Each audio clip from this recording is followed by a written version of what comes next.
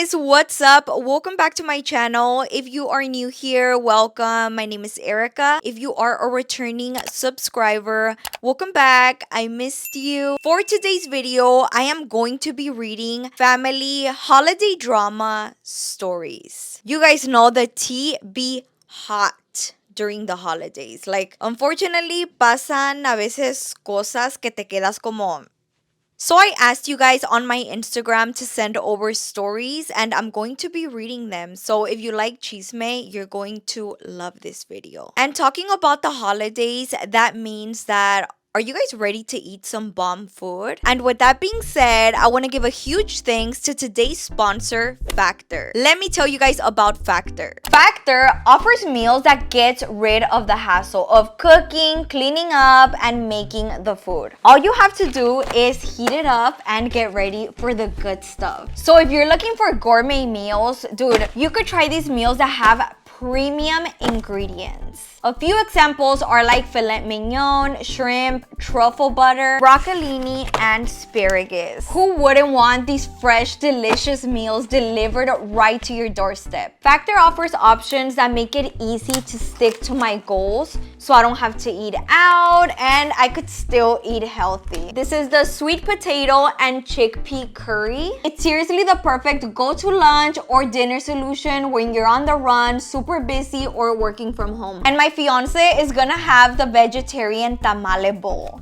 Okay, I'm gonna have to taste yours, babe.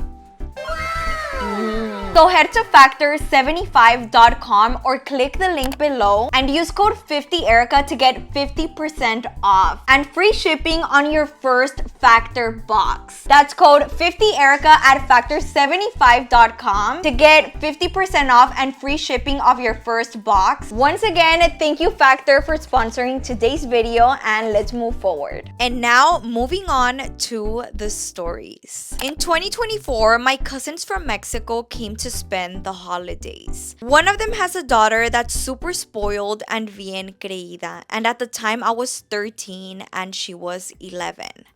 On Christmas Eve, a couple of us were hanging out without her, and she was very upset. A while later, around 10 p.m., I was just having a conversation with one of the girls, and the querida sees me and calls me a perra for no reason. What? I told my cousin that her daughter called me a perra in front of my mom, and my mom told me to apologize to her in order for me to open my gifts. Ah, chinga? Dude, the one that should have apologized is her, not you. Also, she is so random for calling you that, like out of nowhere. I would be like, what the fuck did I do? Okay, so my cousins, we started to do Secret Santa 3 years ago. And the second year, we were at a posada. And my cousins, oh, and also sister, let's name them V, and the younger sister, and her older sister S, and their brother E. And then it's me, my little sister C, and my two other cousins R. And so we sat to do the drawing of the hat, but E didn't want to sit down and draw. And his dad told him to sit or else. But he didn't listen. And his dad told him in Spanish, no llores cuando no recibas nada de tus primos para el Secret Santa. And he still ignored it. So then we all put in the time for our gifts, putting more into it as we went. So Christmas morning, everyone was there. But after opening gifts, it came time for the people who did Secret Santa. So everyone went and gave whoever they got their gift. But after that, my cousin E started to cry and scream that we didn't include him. But his dad had told him that it's on him for not listening to him when he told him to sit, and then my tia started to lecture us. So they lecture us in Spanish, saying that ¿por qué no incluyeron a él en su Secret Santa? Son muy groseros por no dejarlo participar. But we all told them that he was the one who didn't sit down to participate like his dad told him to. And V told him, don't cry like a baby when you get nothing. Then my tia, let's call her H, she got up and pulled R to a lecture. She lectured them in private and it ruined the mood because E had always had his way of things. So it wasn't fair to us that he decided running around was more important than participating, and he said, I don't care, do whatever. So we did, and after we were done, my tias leave for a bit, including my mom, and then came back and gave him stuff, and he was rubbing it in our faces. But then my tío steps in, telling him that he was there and told him to sit down. So he didn't deserve any of the gifts my tías got him, and he was grounded for pulling that stunt. We still do Secret Santa, but after that, he sits down and puts his name. Así que primero estaba de batallosito, and he's like the chiquiado cousin, huh? Because he didn't want to participate, and then he got mad and he got butthurt because he wasn't included. Like, bro, hey, at least the tío put him on check. So basically, what happened a year ago, we were celebrating Christmas Eve. Latino thing. Yes, girl, I get you. And I was with my fiance and my family. We were all in the garage just spending time together and eating tamales. I went with my primas and my fiance stayed with my dad and uncles. All the guys were at the garage and the tias were in the sala just gossiping.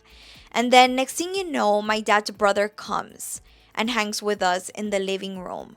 And then I saw my tía's husband casi cayéndose de lo borracho que estaba. And he kept saying, puro Sinaloa. Arriba, Sinaloa.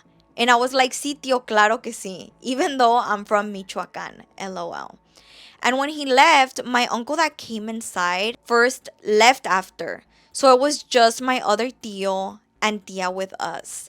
And I went to check on my fiance, and my dad was so mad. And my tío and fiance told my mom and tía what had happened. And my tío apparently told my dad que le pela la, and all these other things. And my fiance is also from Sinaloa. And my uncle was telling my fiance, only because you're from Sinaloa too, I won't rayarte la madre. And he was telling my uncle que los de Jalisco también le pelaba. Oh my God. And he was heavy drinking and going outside, and correct me if I'm wrong, but isn't that how they get all crazy? Not justifying his actions, but he's big time weird, and he fell and he had a big scratch on his forehead. And my tia was saying that maybe my dad or uncle did that to him. And I was like, first of all, don't be accusing because you were inside with the rest of us. And my fiance and uncle and dad were telling us what happened. I don't know if this story makes sense, lol, but that's pretty much what happened. And my uncle never comes over because he's embarrassed. Dude, when people get that drunk, it's honestly really annoying. Like, no se saben cómo comportar y después empiezan problemas. Also, I always thought it was kind of annoying when people are like, arriba, this state, like a certain state from Mexico. Like, it kind of gives racista in a way. Like, we should support all states in Mexico. I don't get why people are, I get it. I mean, yeah, be prideful, but when they're overly prideful in a rude way, I don't think that's right. Here's my holiday drama story. I'ma try and make it short. So on Thanksgiving Day 2022, my wife and I went to my family's dinner/get together. Once we got there, it was all cool, but then I realized my sister was not there yet. So I asked my mom if my sister was planning on bringing her annoying ass boyfriend. And my mom said yes. So I told her I was not going to be there for that, and it caused a whole scene. But why would I want to be around someone who almost my sister? So things were said between my whole family and wife, and it just ruined everything. They all expected me to be okay with being around someone who literally almost took my sister from us. Ever since, my wife and I just celebrate at home together, just two. But yeah, LOL, they think I'm the bad guy, SMH. So definitely don't feel bad because you should always put yourself first. My parents are divorced. I spend breaks with my dad and holidays. My dad was in a relationship with this woman, and let's name her Lola because her name starts with L. My dad and Lola have been together for 6 years, and we're planning on getting married very soon. It was 2 months after Christmas, which was when it happened. I always go with my dad for Christmas, no matter what. But this would be like any other year we go to Lola's family party. than to my side of the family. Me and my cousins normally don't go around the actual party, but this year was weird. We didn't ditch to go outside. We stayed inside, we watched movies, and played night at the museum and told scary stories. After 1 a.m., I went to the bathroom. Everyone was still awake though. I come back to dead silence, no music. That was weird because we blast out music. Even neighbors have called the cops on us. But that's weird. I thought the police came or they just paused the music. I walked down the hall and see in the window Lola slapped my aunt. No way. No way. Dude, when things get physical y empiezan a putazos, that's a whole other level. Like, that's crazy. The being petty, saying little comments like, okay, I don't get it, but I mean, it's more common. Pero ya a putazos y a cachetadas, that's crazy that happened. Okay, there's a lot of short stories that I'm going to be reading. I got into it with my ex because he was supposed to help me cook, and instead, he left to go pick up a pie for his sister. And I told him I was going to cancel everything, and he came back. No, pues que una de las tías de mi husband found out that her sister has 2 kids with her husband too?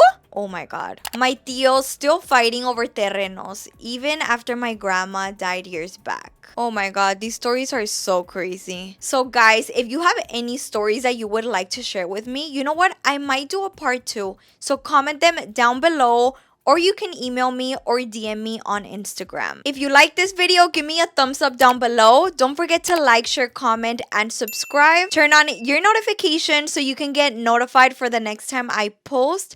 And I'll see you guys next time. Bye!